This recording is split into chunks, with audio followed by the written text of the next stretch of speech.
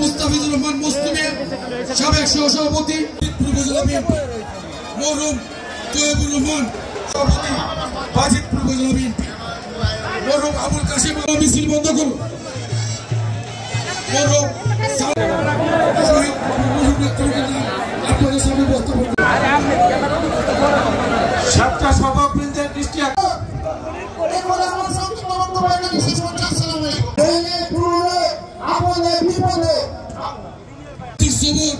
সাবেক সভাপতি মিজানুর রহমান সিলেট দিলামপুর। আমাদের যে লক্ষ্য, আমরা দীর্ঘ 16 বছর একটি আমরা শুধু একটা মাত্র উদ্দেশ্যে, কারণ অন্যায়ের প্রতিবাদ করা হলো বিএনপির জন্মের পর থেকে।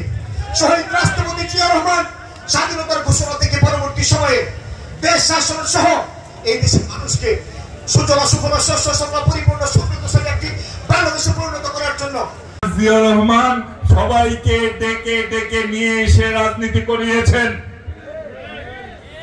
হাসিনাও দেশে ছিলেন না, উনি ওনার স্বামীর সাথে ছিলেন।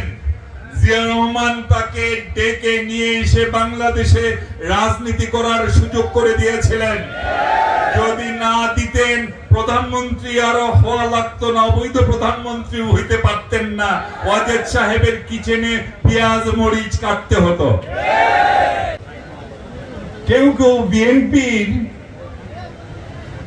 নির্বাচনে গেলে জিতে যাবে এই আশঙ্কায় নির্বাচন নিয়ে নানা রকম প্রশ্ন তুলছে।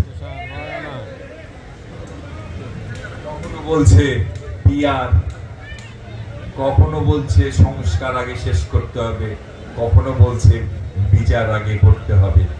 সংস্কার তো ভাই আমরাও চাই, সেটা তো পরেও করা যাবে। যেটুকু আগে করা দরকার সেটুকু সেরে নির্বাচনের পরে যারা আসবে তারা সংস্কার করবে।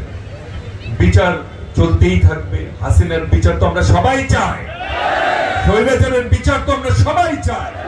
প্রত্যেকেই আমরা ক্ষতিগ্রস্ত। এই দেশের 16 কোটি মানুষ ক্ষতিগ্রস্ত স্বৈরাচারকে দিয়ে। স্বৈরাচারের বিচার সবাই চায়।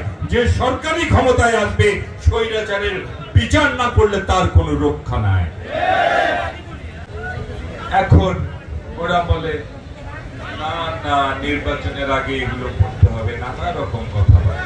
তার কারণ ওরা খোঁজ পেয়েছে, ওরা হিসাব নিকাশ করে দেখেছে দেশে যদি ফেয়ার নির্বাচন হয়, ব্যালট বাক্সে ধানের শীষের ভোটের অভাব হবে না।